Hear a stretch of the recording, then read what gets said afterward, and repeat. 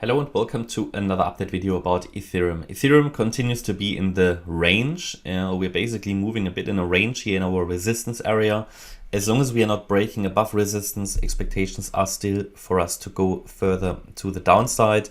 If you're new on this channel, we're currently looking at this entire move that started back on the 16th of April at the high and is still ongoing. We look at that as an A, B, C correction, and in the C wave we'd like to see a 5-wave move to the downside.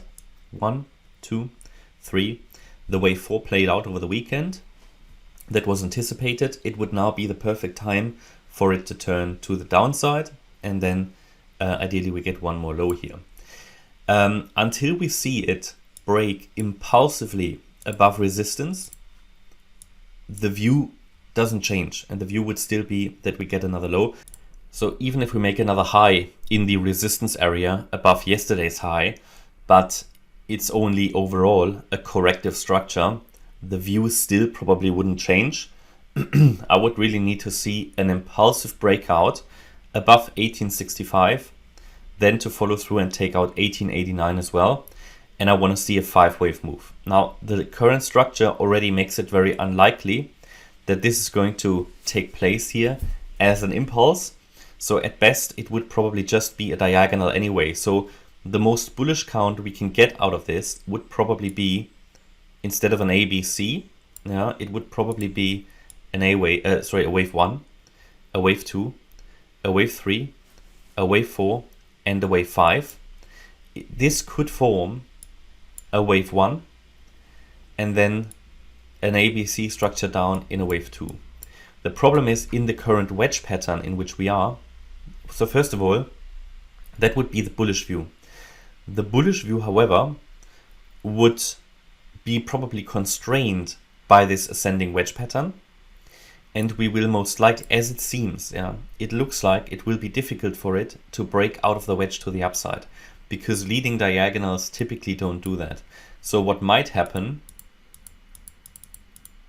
is it pushes higher, makes one more high. If this is bullish, it will be very hard to identify because we will still be within resistance.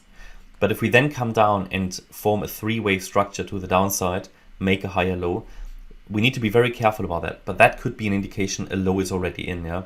So basically 5 waves up in a diagonal, which is always very difficult to read anyway. So basically one more high here would be enough.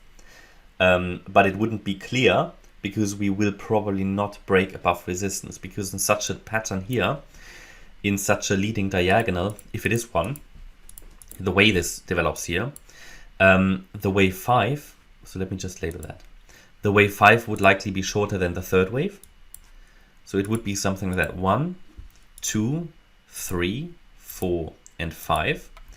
And again, you just see it will probably not get above resistance. And that will make it very hard to read, because as I said, as long as we still are below resistance, we can't really confirm a low has been made, okay? So we need to see a breakout above resistance, and ideally in an impulse. Now, the structure here makes it very likely for an impulse to form, to be honest. There are always ways how you can count it, but without price following through, that's just wishful thinking. Therefore, from experience, I can tell you I don't trust diagonals, not leading diagonals anyway. I don't trust necessarily nested 1-2 setups. I could count this as a 1-2, 1-2 as well. Wave 1, wave 2. No, 1 second. It would be probably here a wave 1, a wave 2, and then here we would be able to count another 1 leading diagonal, 2, and this might be another, I don't know what this is, overshooting B wave maybe. We'll see. There are ways to count it bullish, but I just say, you can always count. I can give you 10 counts for this anyway, right?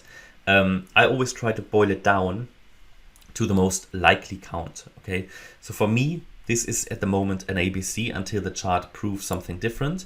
I remain focused here on the resistance area that goes all the way up to 1864, 1865. And as long as we haven't broken that, we don't even need to talk about a bullish count anyway. All you need to know at this stage is that yes, it could have bottomed.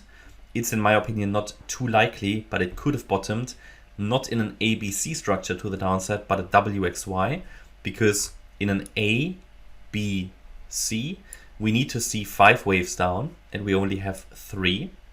But it could always be a WXY, WXY, and in a Y wave, we can have 3 waves. So it could be complete and would now rally, but price action again at the moment isn't very typical for a third wave. Okay, so it would really need to be an impulse ideally.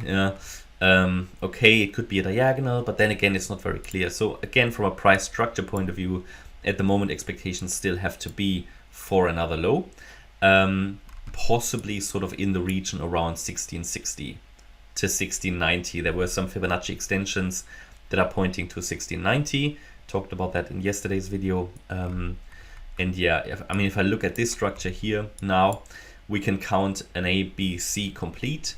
The move down was fairly strong, but we held the trend line that I showed you yesterday. We're moving in what you could consider an ascending wedge.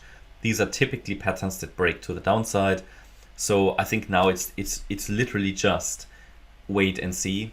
All the levels are known, and I think a break below the trend line here would be a first indication the pattern is breaking down, and a break below the B wave low at 1790 would be additional confirmation. And if we then follow through the Friday low at 1739, 1738, this is where we have confirmation and can finish off this overall correction ideally.